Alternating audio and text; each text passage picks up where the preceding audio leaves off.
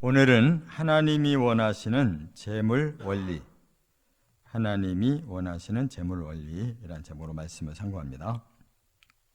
우리 사람은 영과 혼과 몸으로 이루어져 있기 때문에 영혼은 우리가 보이지 않고 또 하나님과 또 사람 간에 이러한 내면적인 관계를 갖지만 몸은 이 보이고 또 물질로 이루어져 있기 때문에 이것은 꼭 재물이 필요합니다. 물질이 우리 사람에게도 꼭 필요한 존재예요. 그런데 물론 가장 중요한 것은 하나님과 관계를 맺는 영이지만 또 사람과의 관계, 우리의 마음의 이 혼도 중요하잖아요. 그러나 만약 몸이 없다면 우리는 이 세상에 존재하지 않습니다. 영계로 떠나야 되는 거예요. 몸이 살아있기 때문에 영과 혼도 우리 안에서 이렇게 함께 활동할 수 있는 겁니다. 그렇기 때문에 어느 하나는 중요하고 어떤 하나는 중요하지 않느냐, 그거 아닙니다. 그래서 하나님은 나름대로 이제 우리 몸을 위해서 재물이 필요한데 우리에게 이런 물질의 세계를 주실 때에 하나님이 원하시는 그런 원리가 있어요. 그 원리대로 재물을 사용하며 살면 오늘 본문에 복이 된다 그랬고, 그런 사람에게는 또 하나님이 주시는 인자가 있고 또 진리가 있다 이렇게 말씀했어요. 그러나 그 원리를 벗어나서 사는 사람은 그것이 오히려 그 사람을 망하게 만든다 이렇게 말씀했습니다. 그렇기 때문에 우리는 하나님 원리대로 재물도 잘 사용해서 기왕이면 복되고 또 하나님이 함께 해주시는 삶을 살아야 된다 하는 것입니다. 세 가지 원리를 말씀했는데, 첫째는 19절부터 22절까지는 선용의 원리, 선하게 사용하라 하고 재물을 주셨다는 거예요. 그래서 19절이 이제 하나님이 물질뿐만 아니라 우리의 영과 혼과 물질 모두가 하나님의 기준은 선과 악으로 기준을 삼고 계시다는 거예요. 그래서 악인은 선인 앞에 엎드리고 불의한 자는 의인의 문에 엎드리느니라.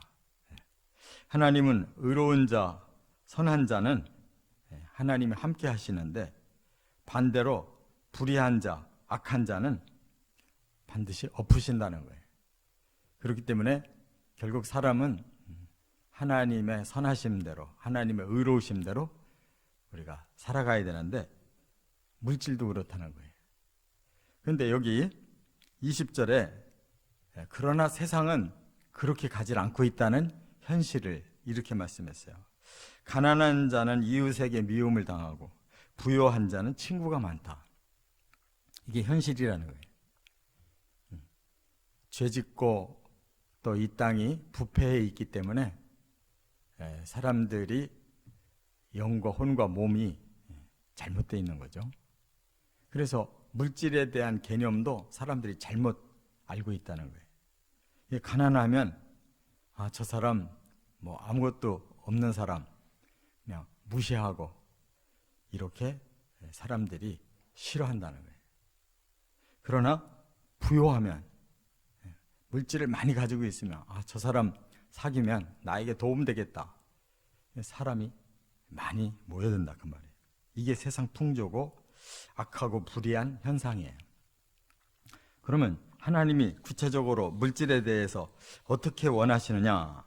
여기 이제 21절, 22절에 그걸 말씀하고 있는데, 이웃을 업신여기면 범죄자로 여기시지만 빈곤한 자를 불쌍히 여기면 복이 있는 자로 만들어 주신다. 이렇게 하나님의 그 원리를 가르쳐 주신 거예요. 이웃을 업신여긴다. 왜? 돈이 없으면 나한테 아무 도움되는 존재가 아니다. 그래서 함부로 이렇게 대할 때 그 사람은 범죄자다 그랬어요. 그 돈 있다고 내 맘대로 살려고 돈 없다고 함부로 하고 하면 이건 범죄에 속한다 그 말이고, 그래서 빈곤한 자라 할지라도 그 사람을 불쌍히 여기고 뭔가 돕고자 하는 사람에게는 복을 주신다. 그랬는데 여기 복이라는 말이요, 이 에쉐르라고 그러는데 이 말은 마음의 복을 말해요. 행복감을 느낀다는 거예요. 그래서 우리가 어려운 사람을 돕고 나면 마음에 보람이 생기잖아요. 그때의 그 물질은 우리에게 행복감을 주는 거예요.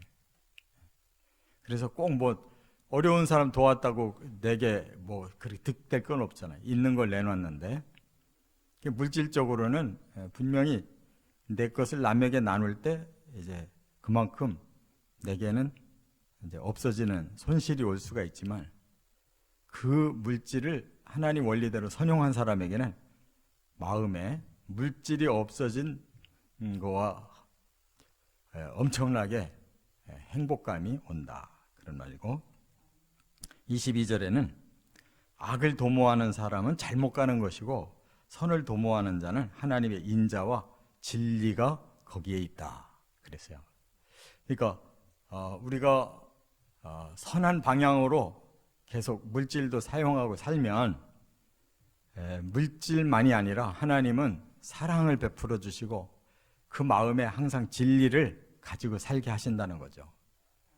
그러니까 물질을 바르게 쓰는 사람을 보면 하나님은 그 사람의 영과 혼도 올바르구나라고 판단하시고, 그 영에 하나님의 인자와 그 혼에 하나님의 진리를 계속 주셔서 영혼 몸이 선하게 의롭게 살아가도록 계속 도우신다는 거예요.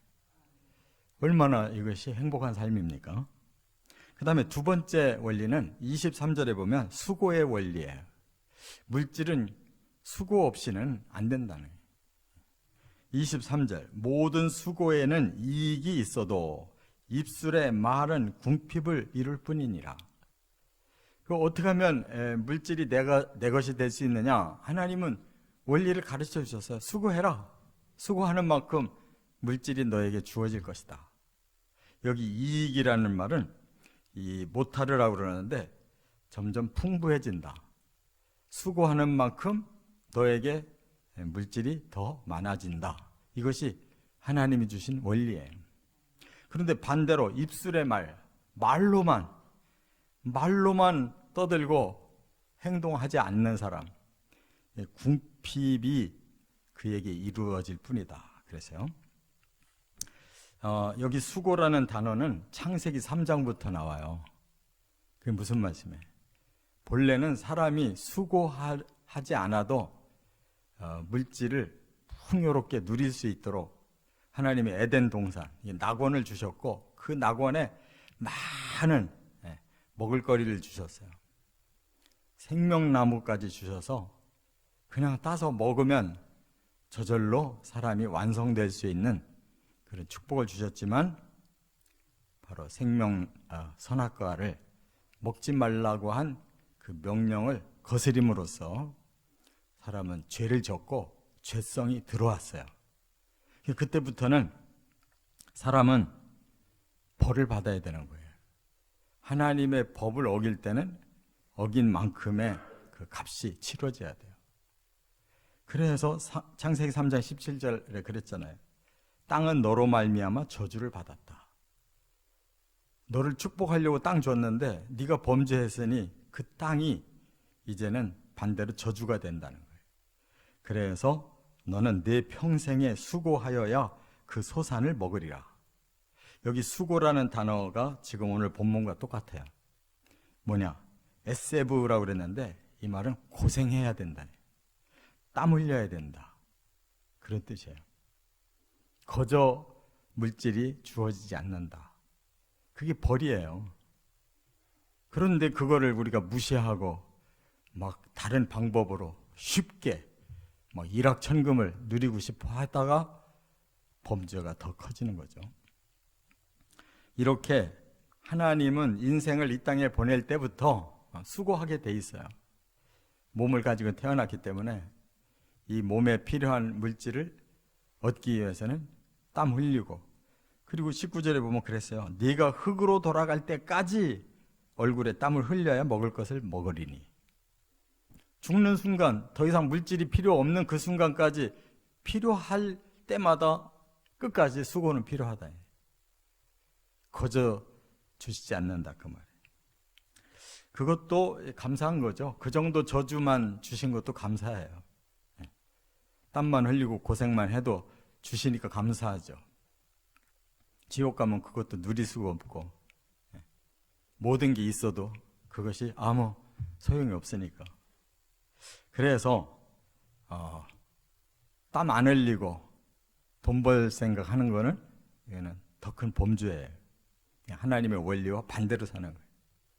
그런데 사람들은 너무 그것에 관심이 많아요.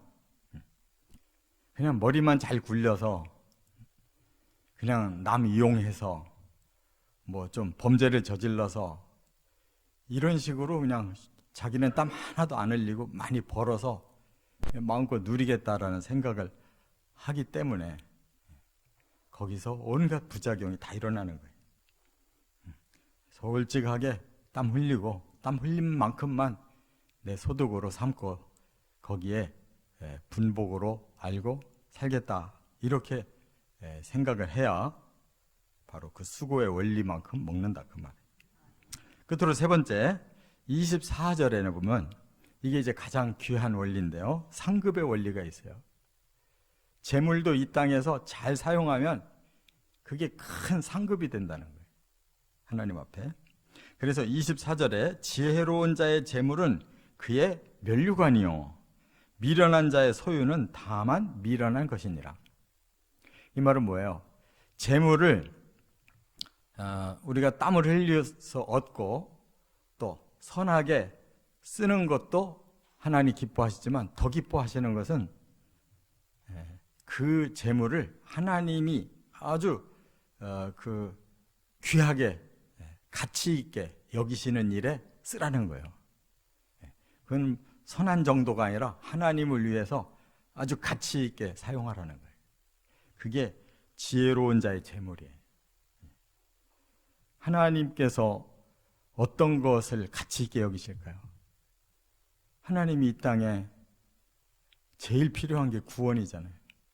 사람의 영혼을 구원하고 또 하나님이 기쁘게 축복하실 수 있는 사람들이 의롭고 선하고 거룩하게 공동체를 이루어서 하나님께 영광 돌리는 삶이 그거보다 더 아름다운 게 어디 있어요? 그러니까 우리가 헌신도 하고 정말 하나님의 공동체를 위해서 섬기기도 하고 이렇게 영혼을 구원하는 데 쓰고 하나님을 섬기는 데 쓰고 또 하나님의 공동체를 잘 이루어 가는데 이렇게 사용할 때 그 사람이 면류관을 쓴다 그랬는데 이 면류관이 바로 상급을 말하는 거예요. 상급. 성경에는 공통적으로 면류관을 뭐라고 말씀하냐면 하나님 나라에서 줄 그의 상이 있다. 그게 바로 면류관이라는 표현이에요. 이 땅에서도 뭐 운동선수가 그 규칙대로 최선을 다해서 1등으로 골인하면 그만큼의 다른 사람보다 더 훌륭한 상급을 주잖아요. 그게 바로 금메달, 은메달, 동메달. 하나님도 그래요. 하나님 나라의 영광이 다 다르다고 그랬어요.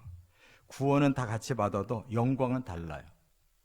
그렇기 때문에 이 땅에서 하나님을 위해 더 헌신하고 충성하고 봉사하고 섬긴 만큼 하늘나라의 영광이 더한 것은 그건 당연한 원리예요. 그런데 미련한 자의 소유는 다만 미련하다. 이 말은 뭐예요? 미련한 사람은 자기가 소유하는 데 목적이 있어요. 이건 내 거다. 땅도 막 많이 사가지고 이거 다 내 거다. 물질도 많이 소유해. 이거 다 내 거다. 근데 그가 내 거라고 했다고 해서 내 거라고 누리냐고. 돈 너무 많은 사람은 자기가 못 누려요. 어느 정도 가지고 있어야 자기 소유로 누릴 수나 있지. 그러니까 미련한 자의 그 소유물은 결국 미련한 것이 돼버리지 그게 하나도 자기에게 소용이 없다는 거예요. 여기 앞에 미련이라는 말은 이 캐실이라고 썼는데 바보 멍충이라는 뜻이에요. 굉장히 물질에 대한 욕심은 많았지 멍청한 짓 하는 사람. 뒤에 미련이라는 것은 이베레트, 무가치라는 거예요. 가치 없는 걸 남겨놓은 거예요. 아무 쓸데없는 것만 남겨놓은 거예요. 진짜 그렇잖아요. 수없이 많이 벌어들였고 자기가 쓰지도 못하고 가치 없게 그냥 내팽개치면 결국 자기는 아무것도 상급받을 일이 없이 그냥 하나님 앞에 가서 심판받아야 되고, 무가치하게 남겨놓은 물질은 어떤 놈이 가지고 갈지 모르는 정도예요. 얼마나 무가치하나요? 그게 미련한 자의 결과다 그랬어요. 근데 사람은 죽을 때까지 이거를 못 깨달아요. 왜? 가지고 있는 자체가 중요해. 소유욕 때문에. 이거 없으면 뭐 큰일 나는 줄 알고 벌벌 떨잖아요. 그러니까 우리가 쓸 수 있는 날까지 쓸 수 있는 정도만 있으면 되는 거지. 그 이상은 아무 필요 없어요. 땀 안 흘린 재산을 자식에게 주면 싸우느라고 땀 흘려요. 반드시 자식들은 쌈하고 헤어지지, 그 물질 줬다고 막 그냥 부모 더 추모하고 뭐 형제가 더 사랑하고. 성경에도 그런 말 없어요. 너무 무의미한 거예요. 땀 흘리고 자기가 벌은 것만 가치가 있어요. 그리고 선하게 쓰고 하나님께 영광 돌려야 가치가 있는 거예요. 이러한 원리대로 우리는 최선을 다해 살다가 하나님 앞으로 가시기를 주의 이름으로 축원합니다.